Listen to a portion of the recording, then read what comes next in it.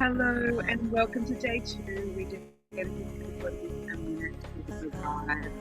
I hope you've had a chance to catch up with the recording. If not, they're now waiting for you.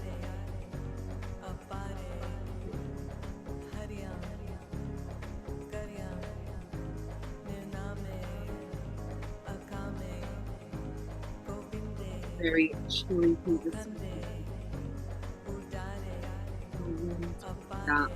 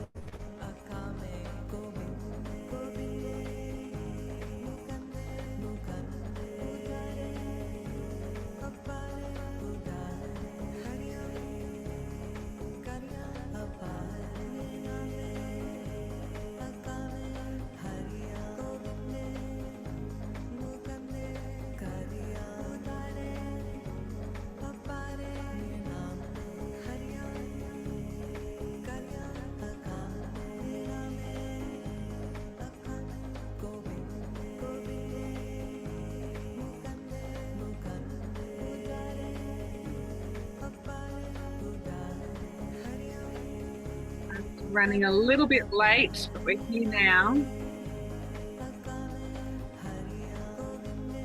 I know that quite a few people are catching the recording due to work commitments. So we'll get started. Welcome, welcome.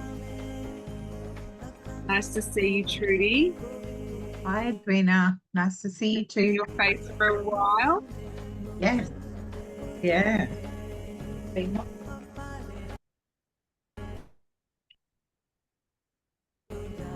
Been a busy lady. Yes. Very good. Okay, let's get started. So today is our second session for the perimenopause reset. And today's about strength and vitality, everyday movement for hormonal harmony.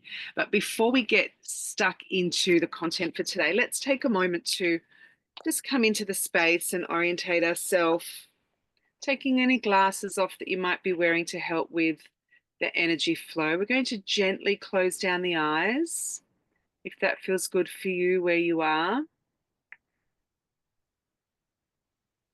If you're watching the recording, still do this as well. It's a lovely way to get focused on this time for yourself. And just start to gently focus on your breath coming in through your nose,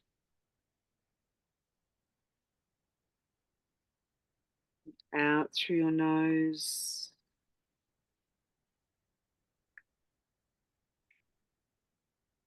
Just noticing the breath as it feels cool, as it's coming in through the nose. And it feels different as it comes out through the nose. And take a moment to relax your jaw, relax your shoulders. Find 10% more comfort in your sit bones. Nice firm spine, yet relaxed in the shoulders and jaw. Now I invite you to take a nice, big, deep belly breath in through your nose, filling up your belly. And then as you let it go out through your mouth, in through your nose, another nice, big, deep belly breath.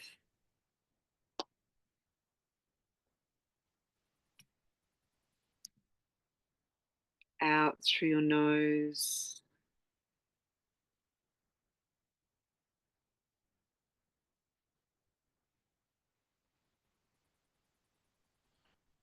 Just noticing how you're feeling right now in this moment.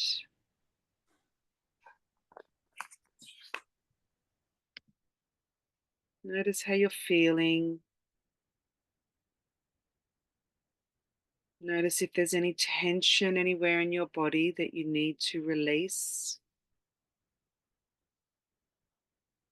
Do you feel grounded? Maybe you feel a little bit flighty, especially if you're in an area in Australia where we've had terrible winds in the last 24 hours. Vata in full force, maybe making you feel a little bit restless. And take this moment now to ground into this space and where you are. Maybe you've got a nice warm blanket wrapped around you.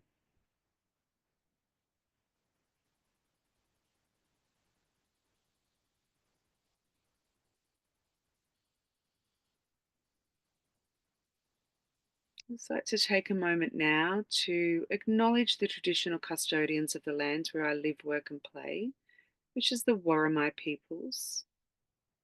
I'd also like to pay reverence to the golden thread of teachers in the Ayurvedic and yogic traditions. Without those teachers, this is all just information. These teachings are rooted in ancient wisdom with a bit of a modern twist as they've been passed down from teacher to teacher. It's a privilege to be able to sit at our teacher's feet and learn to embody and actually put into place some practical action to embody these rituals and this wisdom. Knowing that you now can pass this information and this wisdom and education on to the women in your red thread. We do this work with our red thread here to heal our ancestors and heal our children that are coming up after us as well. Women, wise women here doing the work to bring this somewhat traditionally taboo subject of a woman's rite of passage into menopause. It's now coming out of the dark and into the light, and we're here doing the work now to heal our red thread. What a privilege and an honor that is.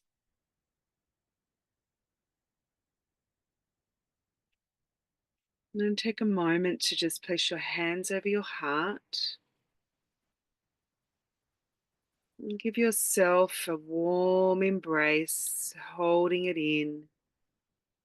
And gratitude that you're here, whether you're here live or watching the recording, showing up for yourself and the collective, the women in your red thread and the collective of women, our rites of passage.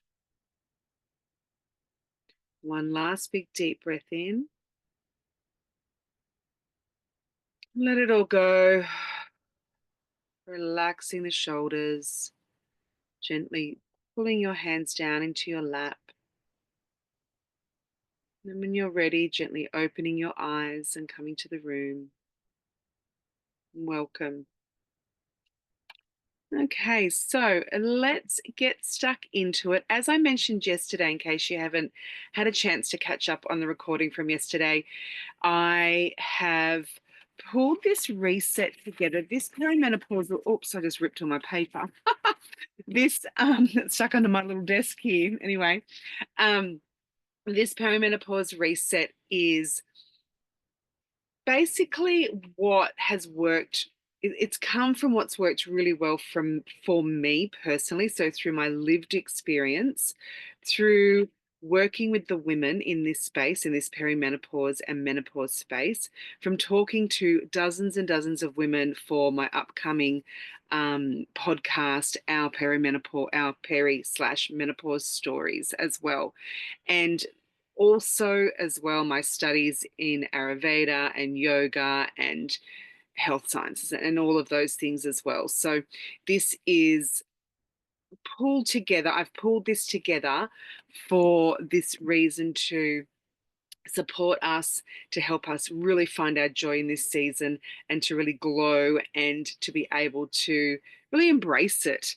I've got a journal for you that will accompany the teachings and the trainings and the reset on the live page, so the perimenopause live page, which you would have received in an email today. So you can have a look at that, you can download it, and it is a lovely accompaniment to this reset that will help you to embody and to continue the work post these 3 days. So I highly recommend that you grab that and have a little look and work through that. If you don't know me, my name's Edwina. I have been a yoga teacher for some time and an Ayurveda wellness coach, and I am just so passionate about supporting women to flip this script, this terrible narrative that we've got at the moment around menopause, is really disempowering narrative that we need to look outside to actually heal, and that this experience of perimenopause and menopause is a really negative one, and we're looking outside, we're looking for this, we're looking for that. I really feel passionate about, this is a portal, this is a time, a rite of passage that we can really truly embrace and have an opportunity to look at things a little bit differently and to actually feel really good in the process, which is amazing, which is what we want to do. We want to be able to look at our symptoms as signals, and I talked a lot more about this yesterday, but looking at these symptoms not as problems to fix, but as signals that our body needs something a little bit more, or we need to let go and stop doing certain things as well. So really looking at it as your body talking to you and reaching out to you and saying, hey, I need help here, or please don't do that, or all the different things. So they really are symptoms. And I view this a lot with our health. We have these niggling things that hang around, little signs when we really tune into our bodies, and they are always a signal of something else that's going on. So this has got a particular focus today on our strength and vitality and movement for hormonal harmony. Along with today's session, I have got a beautiful yoga session from one of my teachers inside the Marigold membership, Danny Woolhouse. She's an incredible hatha teacher, really focused on women and women's needs in her yoga practice, and I will be uploading that with today's session on that live page, so you can go and enjoy a beautiful 60-minute hatha yoga with Danny as a part of today's session. I was going to do a live session, but it just was too much information. Like, there was just too much to get into one session today, and I really do want to make these sessions short and sweet, and so they're bite-sized chunks, so you can actually work through this reset. And I really recommend as well, and invite you to take one or two things from each day and apply that. So one thing at a time. I don't want this to be overwhelming. And in yesterday's session, I talked about there was an opportunity for some self-reflection, and what is your body asking you? What is your body telling you at the moment? What you need. So focus on that main thing that you identified from yesterday, work on that one, then work on the next one, and just work on layering things. And that's the beautiful thing with Ayurvedic wisdom. It's not about doing all the things and adding this and adding that and whatnot. It's first of all, what can we take away? Like, what is not serving us? And then what is our body trying to tell us? And then what are one or two simple things and shifts that we can make to help us move through, and then we can add on and add on. I really don't want you to get all this information and be really overwhelmed and think I've got to go and get a gym membership and I've got to go and do this and I'm going to do this.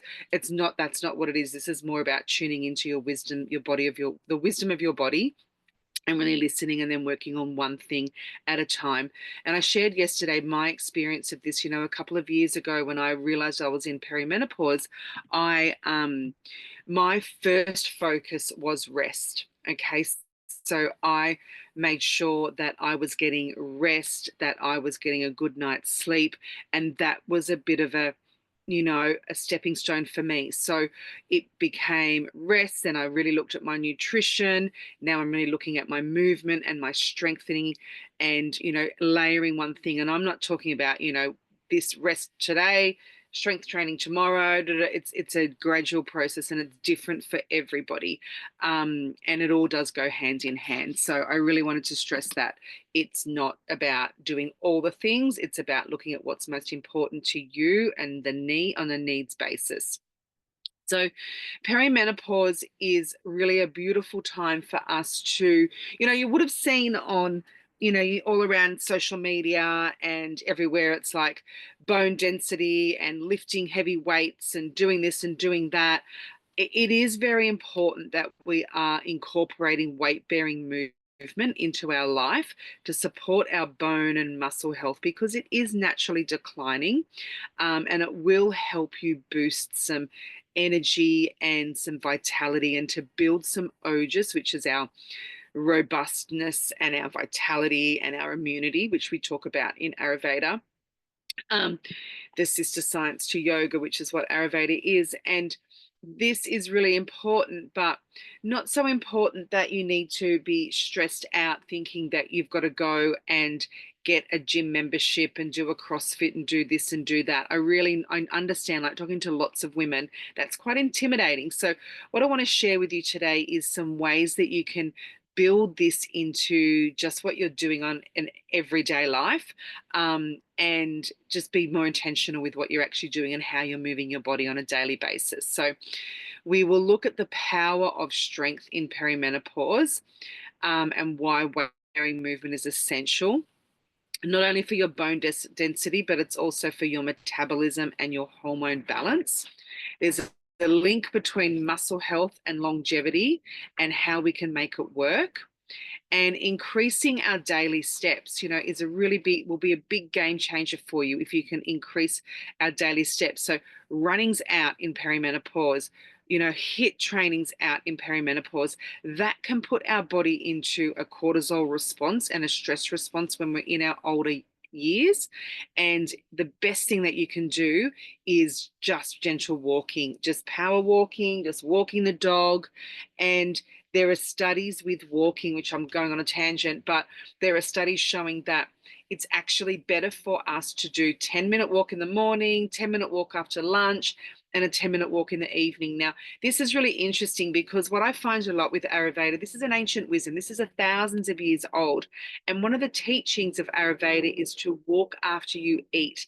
And this is really interesting how this new modern studies are coming out with this 10 minutes after your morning, after breakfast in the morning, 10 minutes after lunch.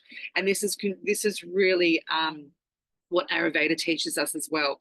It's a great time for us to walk because we focus a lot on our digestion in Ayurveda, and which I talked a lot about yesterday, and I'll talk a bit more about Agni and digestive fire tomorrow in our nutrition session. But we are constantly trying to stoke the fire and keep our digestion working well so we can actually absorb all the nutrients from our food, that we can evacuate the stuff that we don't need, that we can make the most of what we're eating and that we're getting really nourished. And walking for 10 minutes, 15 minutes in the morning after you've had your breakfast, or maybe you go at morning tea, after lunch, and then in the evening after dinner. A little bit hard with daylight savings, but if you can get out, have an early-ish dinner, get out and walk the dog after dinner, it can be really, really beneficial. So it can be a game changer. So strength building is essential in perimenopause because it's not just about navigating all the hot flushes and the mood swings, but there is a profound shift in our hormones that really require us to care for our bodies in new ways. And one of the most important things we can do during this time is build our strength and our flexibility. So, as estrogen and progesterone and testosterone decline and have a little party and they're all going here, there, and everywhere, we know that our hormones are all over the place. Our bodies are naturally losing our muscle mass and our bone density. Now, this is a natural thing that's occurring in our body, and it's because we just tend to slow down. But we know to keep going and to keep moving, we really want our muscles and I think it's because we become quite sedentary in our modern life, and we sit at a laptop to work, or we we retire and we sit around watching our favorite shows or whatever it might be. We're not moving as much as we should be, so we've got this decline. Whereas if we were living still out on the land, and we were gardening every day, for our food, doing all the different things, it can, keeps those that movement happening and that strength training happening. And I know, for example, at the moment we're living off grid on our property whilst we build our house, and we don't have town water, we don't have town power. I've got to literally fill watering cans up and walk those to my garden, hand water my garden. The hose just doesn't get there. So I'm doing a lot of this work. It's quite manual, like our ancestors would have done, on a daily basis, that's keeping my body moving and keeping things happening. So I think this is really interesting way of looking at things when we live in this modern world in our house with all of our creature comforts, which I bloody love and I really miss, to be honest. Don't get me wrong, I definitely miss those. But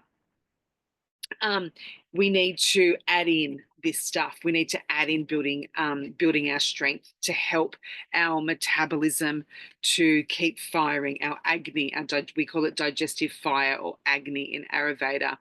It keeps our bones strong, so we have an increased risk of osteoporosis, and even our energy levels and our mood can take a dip. Okay, so the movement and exercise and strengthening will help boost up our mood and will help boost our energy levels as well, but not too much. As I said before, we really don't want to be wearing ourselves out. We just want to be doing little bit by little bit. So what's happening with our hormones? Estrogen and bone health. So estrogen plays a key role in our bones being strong. So as levels drop, we become more prone to bone loss and fractures. So the strength training will stimulate bone growth and maintain density. Progesterone and nervous system support. So progesterone is our calming anti-anxiety hormone, and it also declines in perimenopause, and we can experience increased stress sensitivity.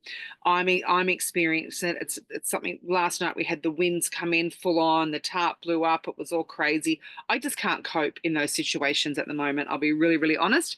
And it's definitely because of that progesterone.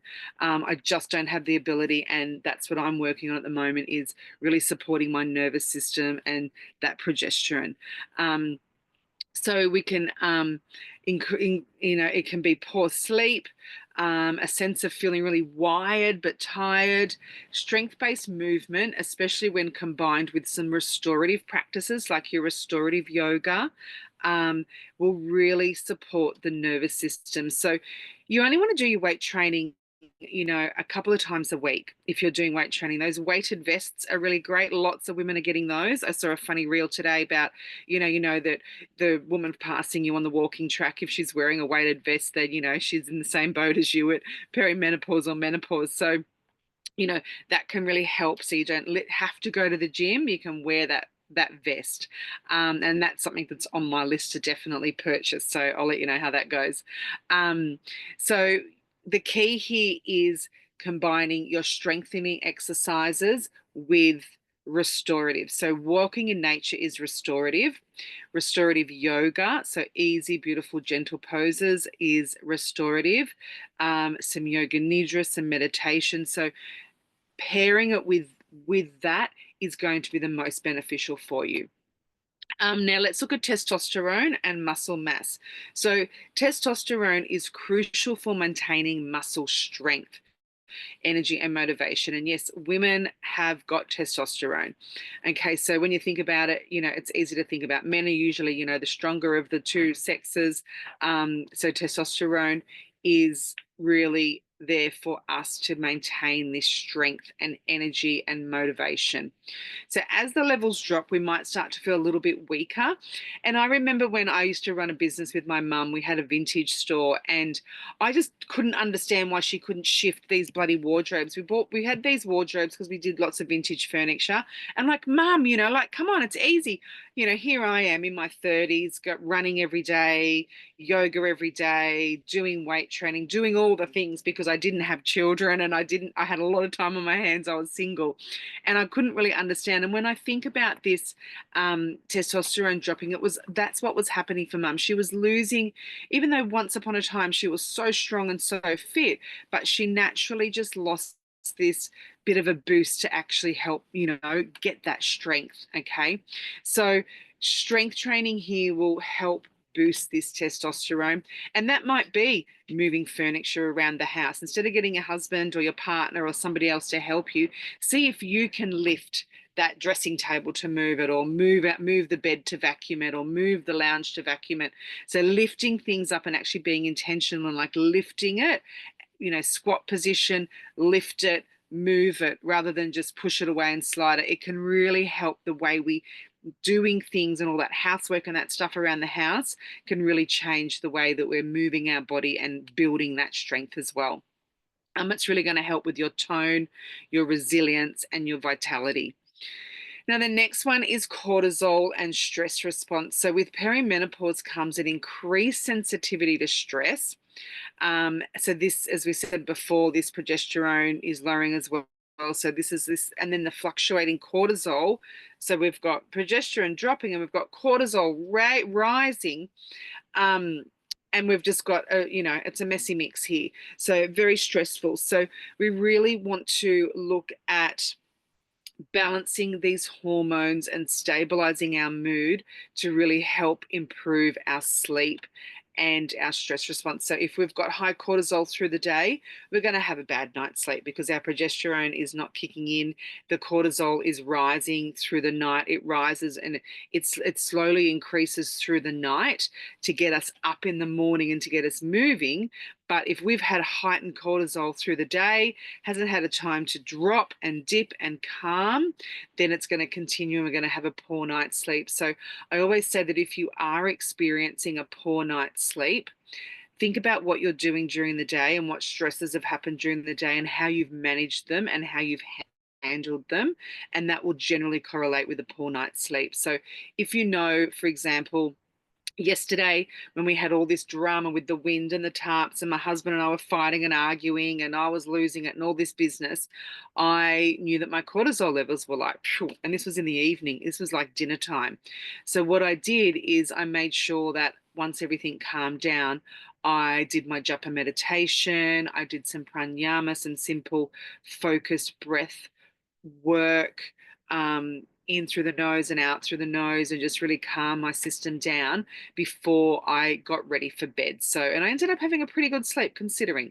So you really can start to be more intentional and really, think about what's going on there and bringing that cortisol down. That's something that I'm generally focused on that's that sticking point for me at the moment is my stress response. So now, if you've got any questions or anything, please feel free to pop them in the chat.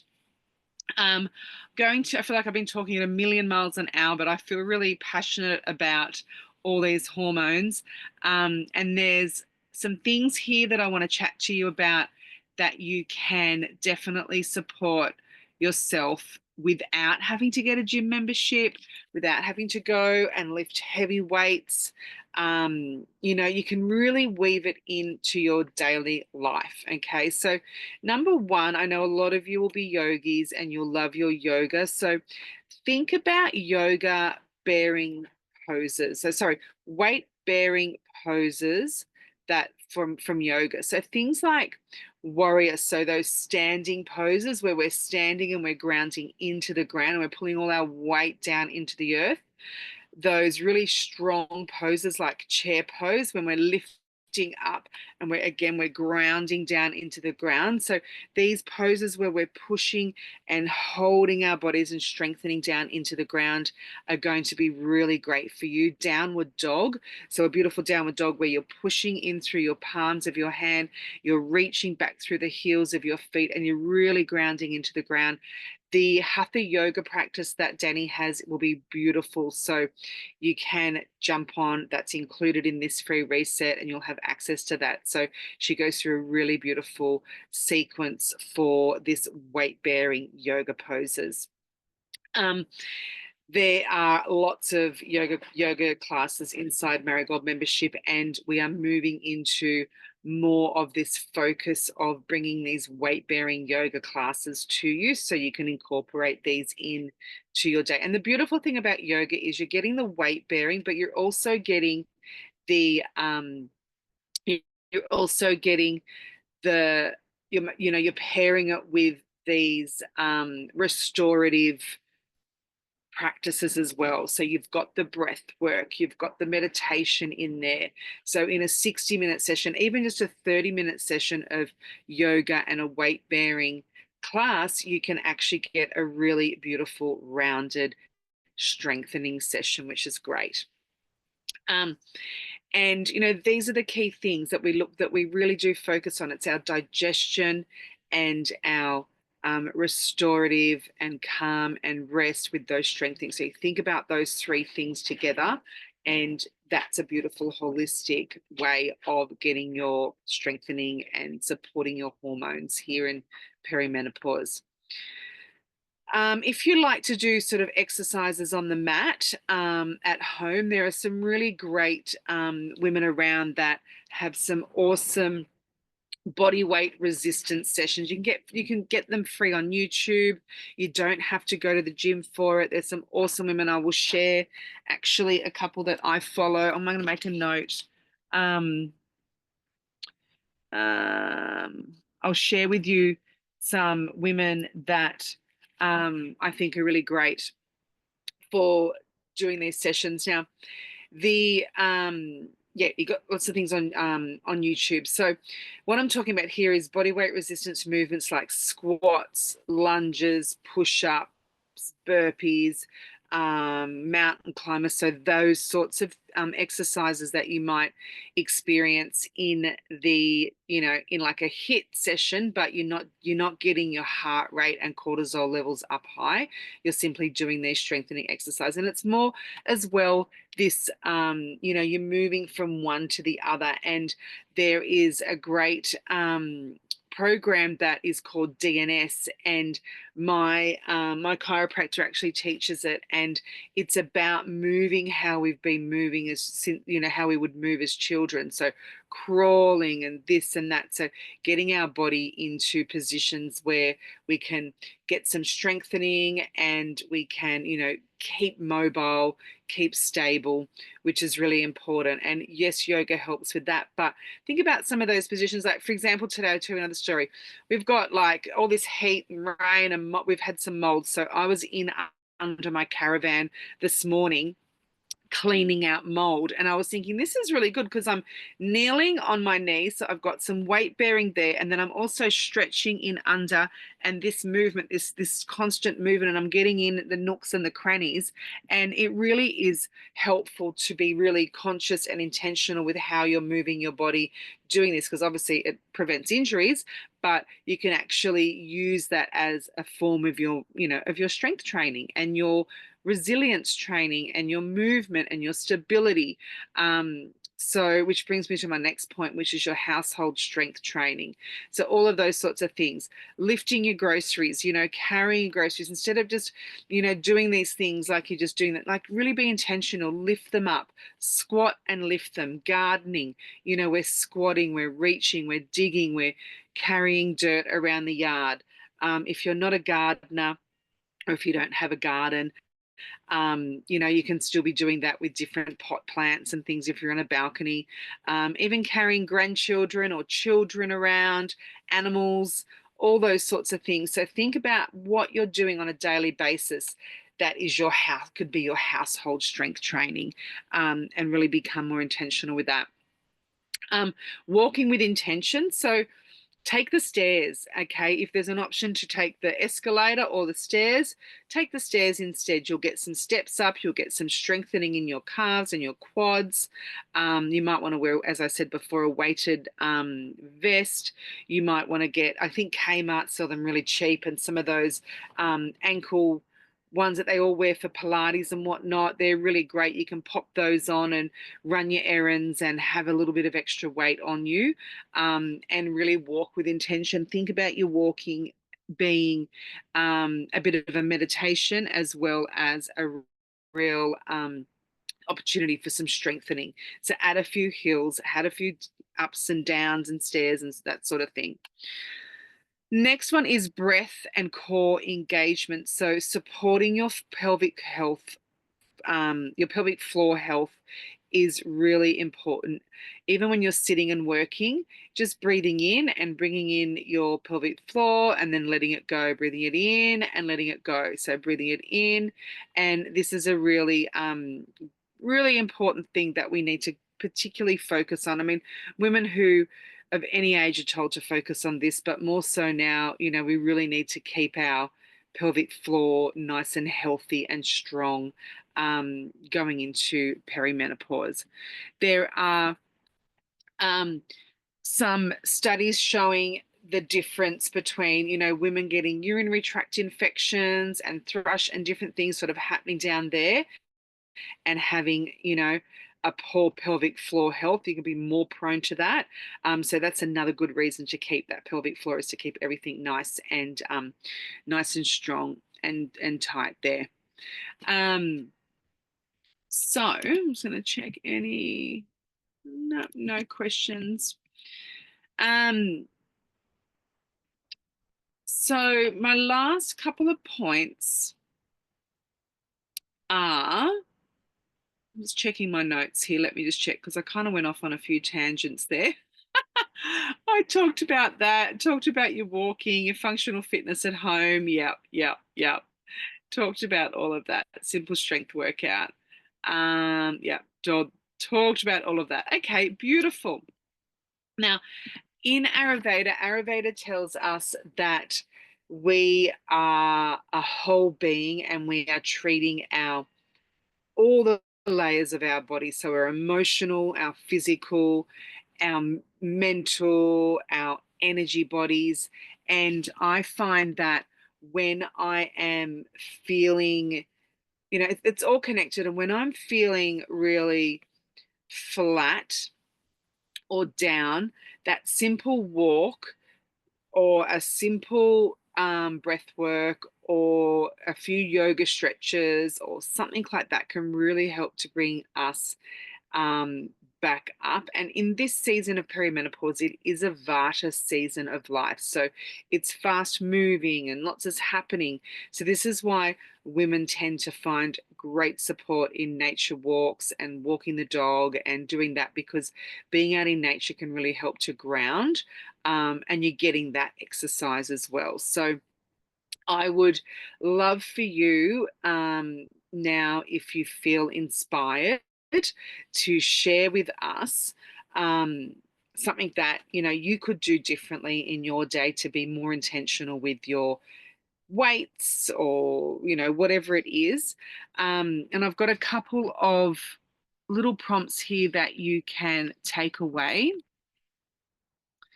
I'm going to drop them in the chat.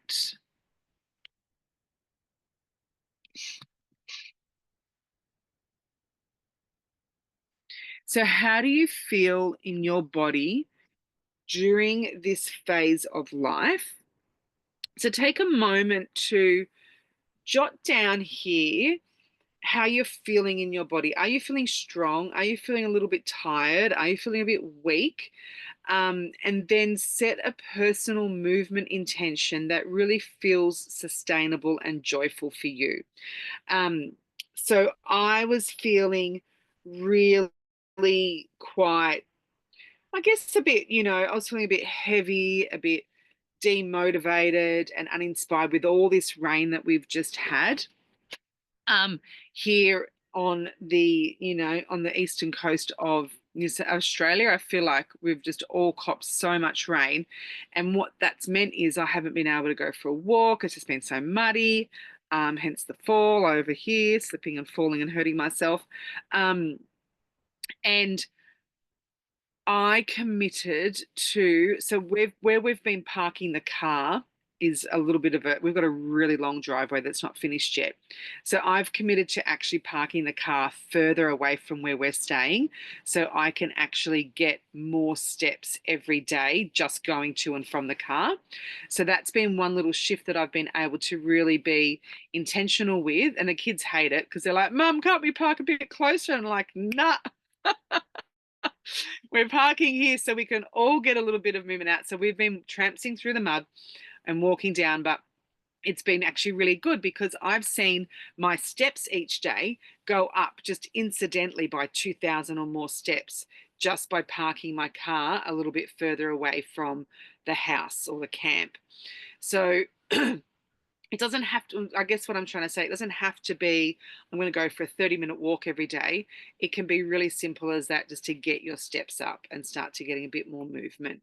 Another thing that you could do is a simple sun salutation of a morning. It could just be, and there's inside the Marigold membership, we've got Surya Namaskar one or two, I think it's one in there that I worked through with. I did it ages ago, but it's just a simple practice, a sun salutation. It works through the whole body with the breath, and just doing that a few times in the morning can be really great. So that's something that you could do that's really simple.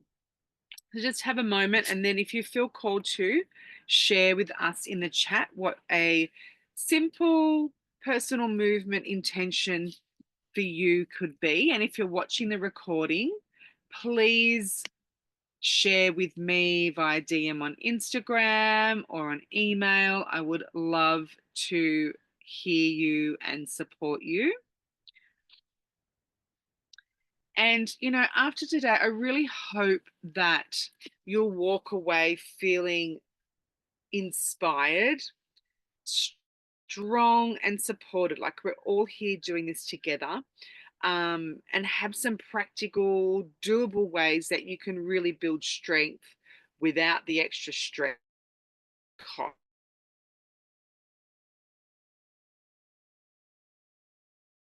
Really good.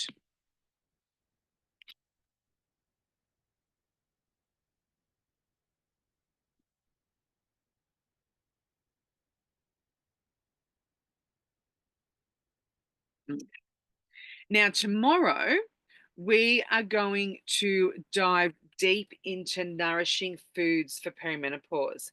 And this is a really exciting session, actually, because there is so much that we can be doing or not doing to support how we feel with our food. Our food is medicine, and I don't take a dogmatic approach to it. It's more of a joyful, nourishing approach to food. We don't have to give out our glass of wine and pizza or a croissant and a coffee because, they bring us joy. And we're going to dive into this concept in Ayurveda tomorrow as well about what that means and how we can actually really support ourselves in a really beautiful way. And then, we'll look at estrogen and we'll look at different things that will support our hormones. But the key focus is going to be, really, really fun. So Trudy's got adding a couple of hill walks in my day between clients. Beautiful. I love that. I often do that. I often do some squats and lunges and stretches just in between sessions. If I'm doing back-to-back sessions at my laptop, I'll often just, in between that work day, add a few little things in. I love that. Your workspace is situated on a hill, so some days I'm inside all day.